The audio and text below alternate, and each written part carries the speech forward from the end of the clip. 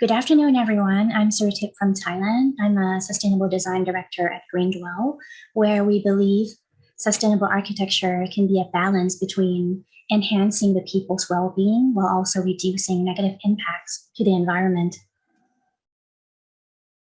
And I wanted to share, this is a page out of my son's favorite picture book called Outside In. He was under the lockdown, and the author of this book also wrote this book under her lockdown as well.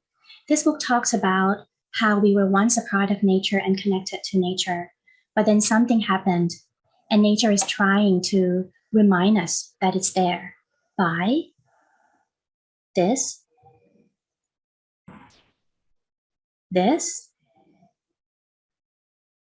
also this, and this, and even with this. And this book has won many awards last year because I think people can relate to that, because it is our innate human nature that we long to be connected to nature. So I'm very happy that I will get to talk about this topic today, biophilic design, revived by reconnecting with nature. What exactly is biophilic design? Well, we know that bio is life and philic is love. So it is the love of life, the love of living things and nature. But how do you define nature in this sense? When I look it up in Pinterest and I type biophilic design, this is the results that I get. And you can see that all these photos, they share some similarities, and those are some trees or greeneries. Stephen Keller has written a book, and he defines 3 principles of biophilic design. And the first one is that you could provide people with direct experience of nature. And it's not only just about trees or plants, but it also includes light, air, water, and even fire. Or you can also provide them with indirect experience of nature. And that could be using natural materials, natural colors, textures, form, even structures. Images of nature or simulated nature is also the indirect experience, and biomimicry falls here as well. And thirdly, experience of space and place. This is when you design your space or sequence of space that has an impact on people in similar ways that nature does. For example, providing them with design that gives prospect and refuge, some level of complexity, providing transitional space, or some wayfinding in our design. And it also relates to cultural and ecological attachment to place. Well, the benefits of biophilic design, I'm sure we all agree, and intuitively, we know that biophilic design is good for us as humans. But a significant body of research has suggested that nature can benefit our physical, mental, and it might even affect us spiritually as well. For example, there are research that talks about people who have access to nature, getting close to nature, are less stressful than those who don't. Even a short walk in nature compared to a walk in an urban area reduce different level of stress.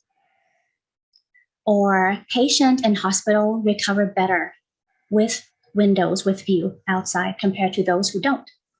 Students who are provided with daylight in their classrooms has a better performance than those who don't.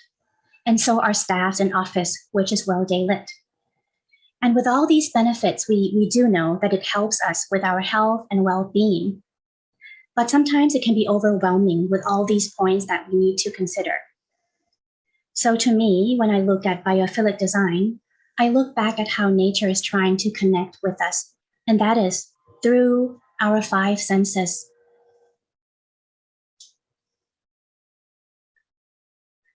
We could try to revive the multisensory connection to Mother Nature. And our 5 senses don't work separately. We sense everything all at the same time, And all these senses send a signal to our brain and it declares or defines that whether we like it or not, whether we are happy or not. And for me, for my case, it began during the first day or the first time I visited the site. This site is a site for kindergarten. It is located in the middle of Bangkok, and next to the road, the site is a narrow strip of land. And the moment we step from the road, hot scorching sun, really terribly hot, into this presence of big existing trees that are there, it evokes all our five senses. And we felt that we are connected to nature with our sight, what we see, the shades and shadow patterns that falling onto our skin and onto the surrounding environment. What we hear, we started to hear some rustling leaves, the sound of some tiny creatures. We can feel the wind through our skin, and also we feel cooler than when we were outside.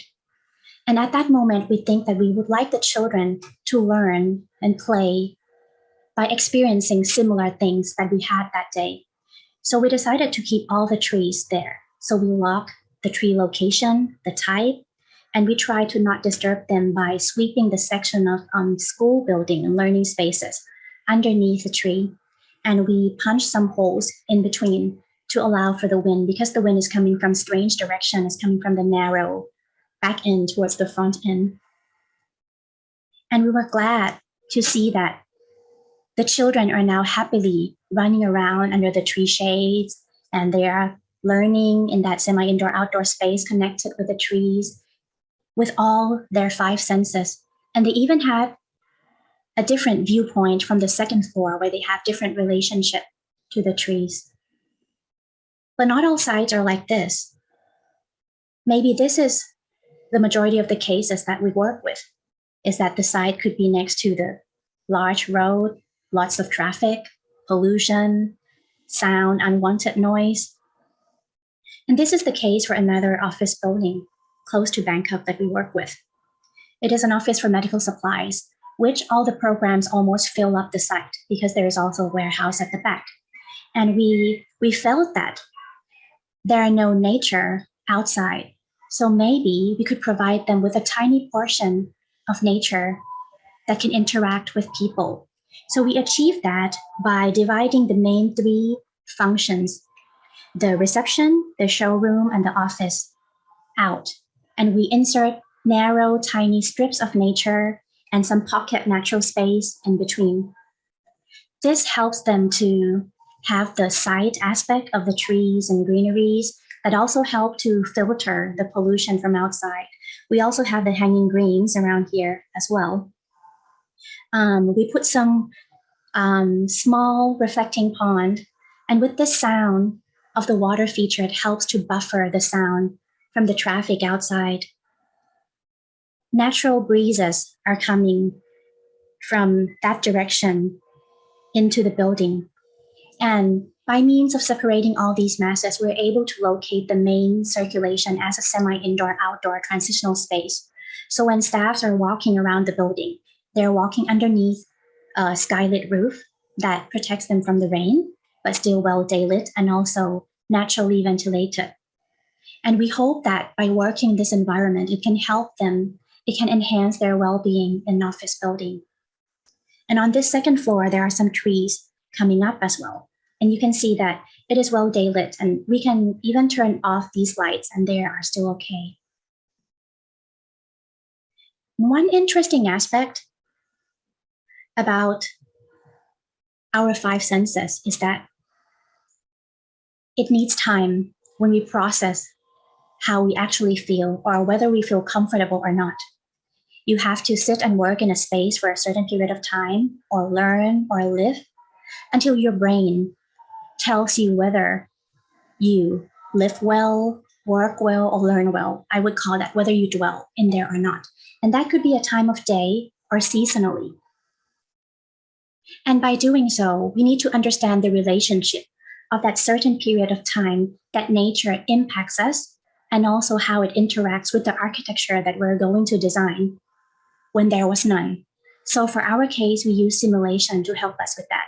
For example, we would like to introduce clear story opening for the classroom, but our clerestory are not facing north as usual, but we decided to face it courtyard-wise, curved to be underneath the tree shades. So we had to use simulation to test whether this is going to provide them with enough daylight without glare or not. And so is the case of the wind. We have to test to make sure that the wind is actually coming and the holes that we're punching here are enough to allow wind to get through. And with this seasonal change of nature, it can also be considered as a celebration, like this kindergarten, this school in Japan, where during rainy season, the courtyard playground changed to a water puddle. Or even for public spaces in this square in Rotterdam, where during the dry season, it's a public gathering space and also for some sports. But during the rainy season, it becomes a water reservoir and it helps to raise public awareness of living with nature, with water. So I wanted to ask you, what would you like the dwellers to experience and how? And to me, the important thing is about providing choices to the dwellers. They can choose their own connection with nature, and building skin plays a big part in this connection. Would you like to design the building skin to help them control how they would like to connect? Filter some senses or some nature elements? Semi-indoor outdoor space can also act as buffer from nature, or transitional space from inside this transitional space to outside to nature. And semi-indoor outdoor space to me is very important as it provides us with a more flexible use of space, unlike the indoor space. So what are the choices you can provide so that dwellers can choose how they would experience nature?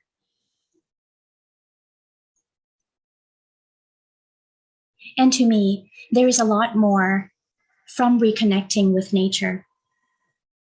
If you look at this slide, Greater Good Science Center at UC Berkeley has defined 11 keys to living well, living a purposeful, contented life.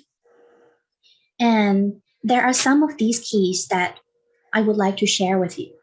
Awe. Awe is the feeling that we get in the presence of something that sort of challenges to the understanding of the world.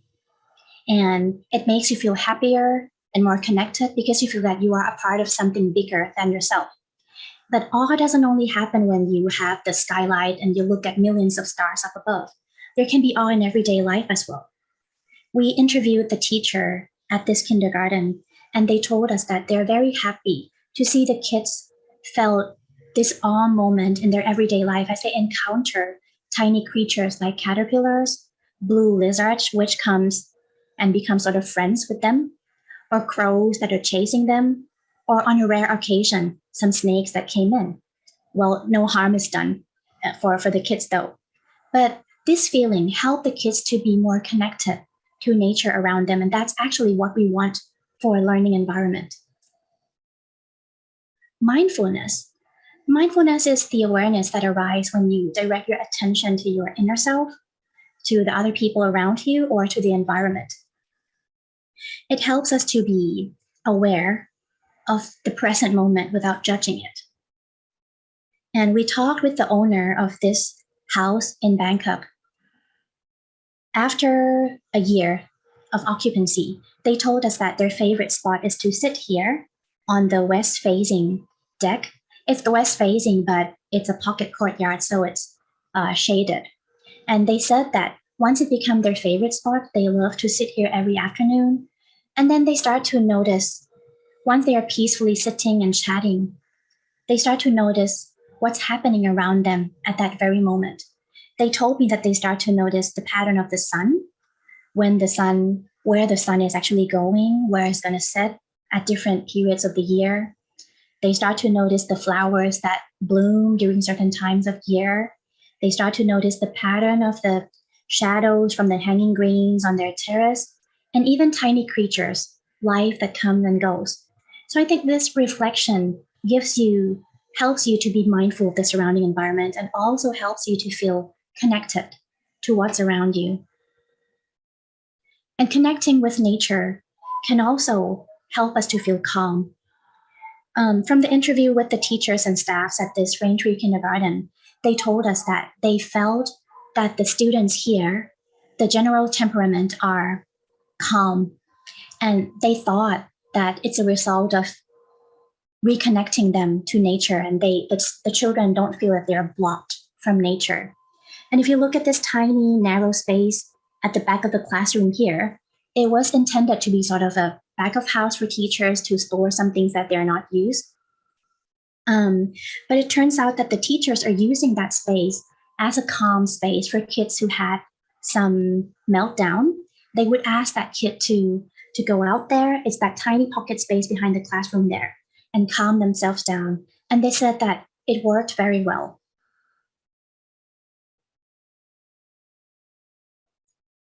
And this is something that surprised me.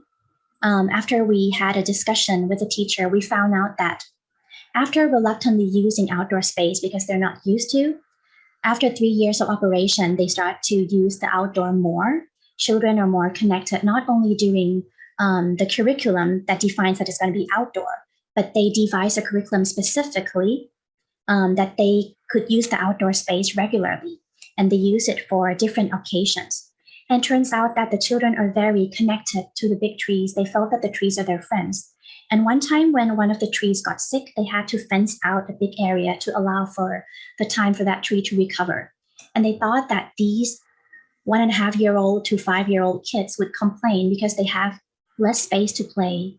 But instead, some kids went to them and asked whether the trees are okay and whether there is something they could do to help the trees.